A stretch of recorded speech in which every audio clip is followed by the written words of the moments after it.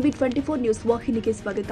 ಸಿರುಗುಪ್ಪ ನಗರದ ಸಿಡಿಪಿಒ ಕಚೇರಿಯಲ್ಲಿ ಕರ್ನಾಟಕ ರಾಜ್ಯ ಒಂಟಿ ಮಹಿಳೆಯರ ಸಂರಕ್ಷಣಾ ಸಂಘ ತಾಲೂಕು ಸಮಿತಿಯಿಂದ ವಿವಿಧ ಹಕ್ಕುಗಳಿಗಾಗಿ ಒತ್ತಾಯಿಸಿ ಮುಖ್ಯಮಂತ್ರಿಯವರಿಗೆ ಹಾಗೂ ಮಹಿಳಾ ಮತ್ತು ಮಕ್ಕಳ ಅಭಿವೃದ್ಧಿ ಇಲಾಖೆ ಸಚಿವರಿಗೆ ಸಿಡಿಪಿಒ ಪ್ರದೀಪ್ ಅವರ ಮೂಲಕ ಮನವಿ ಸಲ್ಲಿಸಲಾಗಿದೆ. ತಾಲೂಕು ಸಂಚಾಲಕರು ಆದ ಕೆ ಈರಮ್ಮ ಅವರು ಮಾತನಾಡಿ, ಒಂಟಿ ಮಹಿಳೆಯರಿಗೆ ದೇವದಾಸಿ ಮಹಿಳೆಯರ ತರಹ ಗಣತಿ ಮಾಡಿ ಪುನರ್ ವಸತಿ ಕಲ್ಪಿಸಬೇಕು. ಒಂಟಿ ಮಹಿಳೆಯರ ಮಾಸಿಕ ಪಿಂಚಣಿ ಹಣ ಕನಿಷ್ಠ 6,000ಕ್ಕೆ ಹೆಚ್ಚಿಸಬೇಕು. ಗಂಡ ಬಿಟ್ಟ ಗಂಡ ಸತ್ತ ಯುವತಿಯರು ಹಾಗೂ 50 ವರ್ಷದ ಒಳಗಿನ ಮಹಿಳೆಯರನ್ನ ಸಾಮಾಜಿಕವಾಗಿ ಬಹಿಷ್ಕಾರ ಹಾಕಿದಲ್ಲಿ ಪರಿಹಾರವಾಗಿ 10 ಲಕ್ಷ ರೂಪಾಯಿ ಇಡಗಂಟು ಘೋಷಿಸಬೇಕು. ಅವರ ಮಕ್ಕಳ ರಕ್ಷಣೆಗಾಗಿ, ಶಿಕ್ಷಣ, ಉದ್ಯೋಗಕ್ಕಾಗಿ ಅಗತ್ಯ ಸೂಕ್ತ ಕಾನೂನು ರಚಿಸಬೇಕು. ಇಂತಹ ಬಹಿಷ್ಕೃತರನ್ನ ಮರು ವಿವಾಹವಾಗಲು ಮುಂದೆ ಬರುವ ಪುರುಷರಿಗೆ ಪ್ರೋತ್ಸಾಹ ಧನ ಕೊಡಬೇಕು. ವಿದ್ಯಾವಂತ ಒಂಟಿ ಮಹಿಳೆಗೆ ಉದ್ಯೋಗವನ್ನ ಒದಗಿಸಬೇಕು, ಇಲ್ಲವೇ ನಿರುದ್ಯೋಗ ಭತ್ಯವನ್ನ ಕೊಡಬೇಕು. ಸಮಾಜದಲ್ಲಿ ದೌರ್ಜನ್ಯಕ್ಕೆ ಒಳಗಾಗಿ ಗರ್ಭಿಣಿ ಮತ್ತು ಬಾಣಂತಿಯರು ಆದ ಒಂಟಿ ಮಹಿಳೆಯರಿಗೆ ಕನಿಷ್ಠ 18 ತಿಂಗಳುಗಳ ಕಾಲ ಮಾಸಿಕ 10,000 ರೂಪಾಯಿಗಳ ವಿಶೇಷ ನೆರವು ಮತ್ತು ವೈದ್ಯಕೀಯ ರಕ್ಷಣೆ ಒದಗಿಸಬೇಕು. ಒಂಟಿ ಮಹಿಳೆಯರ ಸಾಮಾಜಿಕ ಬಹಿಷ್ಕಾರ ನಿಷೇಧ ಕಾಯ್ದೆ ಮತ್ತು ಅವರ ಮೇಲಿನ ದೌರ್ಜನ್ಯ ತಡೆ ಕಾಯ್ದೆಗೆ ಕ್ರಮ ವಹಿಸಬೇಕು. ಹಿತ್ತಲು ಮತ್ತು ನಿವೇಶನ ಸಹಿತ ಉಚಿತ ಮನೆಯನ್ನ ಒದಗಿಸಿ ಬಿಪಿಎಲ್ ಕಾರ್ಡ್ ಇನ್ನಿತರ ಅಗತ್ಯತೆಗಳ ನೆರವು ಕೊಡಬೇಕು. ಸ್ವಯಂ ಉದ್ಯೋಗ ತರಬೇತಿ ನೀಡಿ ಶೇಕಡ 75ರಷ್ಟು ಆರ್ಥಿಕ ಸಹಾಯಧನ ಒದಗಿಸಿ ಉಳಿದ ಶೇಕಡ 25ರಷ್ಟು ಸಾಲಕ್ಕೆ ಕಡಿಮೆ ಬಡ್ಡಿ ದರದಲ್ಲಿ ಸಾಲವನ್ನು ನೀಡಿ ಮಹಿಳಾ ಶಿಕ್ಷಣ, ಉದ್ಯೋಗ ಹಾಗೂ ರಾಜಕೀಯ ಮೀಸಲಾತಿಗಳಲ್ಲಿ ಒಂಟಿ ಮಹಿಳೆಯರಿಗೆ ಆದ್ಯತೆಯನ್ನ ನೀಡಬೇಕು ಎಂದಿದ್ದಾರೆ.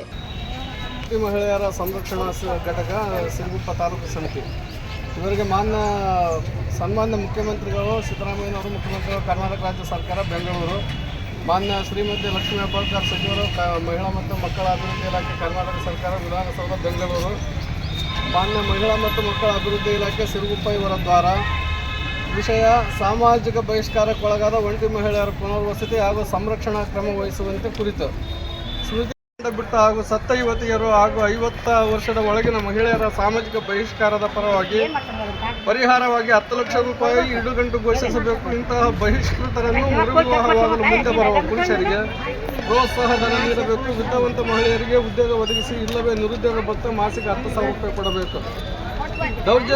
ದೌರ್ಜನ್ಯಕ್ಕೊಳಗಾಗಿ ಗರ್ಭಿಣಿ ಹಾಗೂ ಬಾಣಂತಿಯಾದ ಒಂಟಿ ಮಹಿಳೆಯರಿಗೆ ಕನಿಷ್ಠ 18 ತಿಂಗಳ ಕಾಲ ಮಾಸಿಕ 10,000 ರೂಪಾಯಿಗಳು ವಿಶೇಷ ನೆರವು ಹಾಗೂ ವೈದ್ಯಕೀಯ ರಕ್ಷಣೆ ಒದಗಿಸಬೇಕು.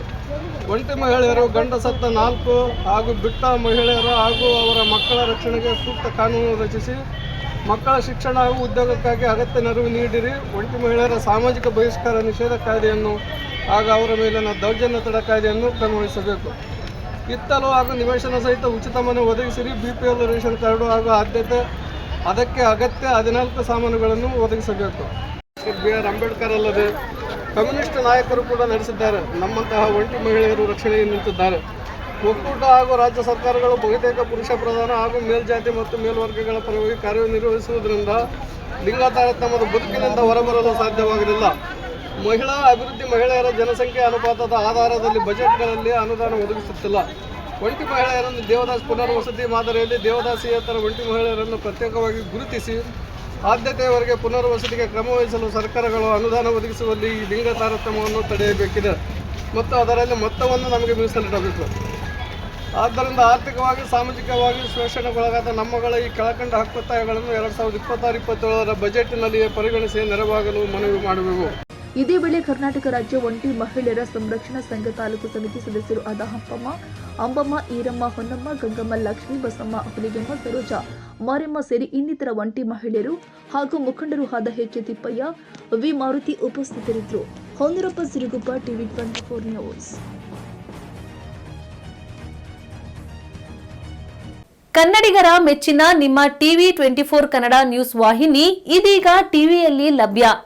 ಕರ್ನಾಟಕ ಮತ್ತು ದೇಶ ವಿದೇಶದ 360 ಡಿಗ್ರಿ ಸುದ್ದಿ ಹಾಗೂ ಉತ್ತರ ಕರ್ನಾಟಕ, ಬೆಳಗಾವಿ, ಬಾಗಲಕೋಟೆ, ಧಾರವಾಡ, ಹಾವೇರಿ, ಗದಗ, ಬಿಜಾಪುರ ಜಿಲ್ಲೆಯ ಕ್ಷಣ ಕ್ಷಣದ ವಿವರವನ್ನ ಪಡೆಯುವುದಕ್ಕೆ ಟಿವಿ 24 ಕನ್ನಡ ನ್ಯೂಸ್ ವಾಹಿನಿಯನ್ನ ಲೈಕ್ ಮಾಡಿ, ವಿಡಿಯೋಗಳನ್ನ ಶೇರ್ ಮಾಡಿ, ಕಮೆಂಟ್ ಮಾಡುವ ಮೂಲಕ ನಮ್ಮ ವಾಹಿನಿಗೆ ಸಹಕಾರ ನೀಡಿ ಮತ್ತು ಚಾನೆಲ್ ಅನ್ನ ಸಬ್ಸ್ಕ್ರೈಬ್ ಮಾಡಿ. Thank you.